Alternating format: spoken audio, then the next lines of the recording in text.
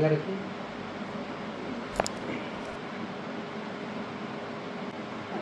और ढीला रखिए।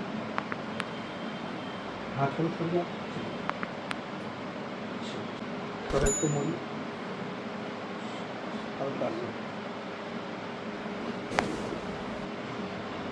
बस बस बस।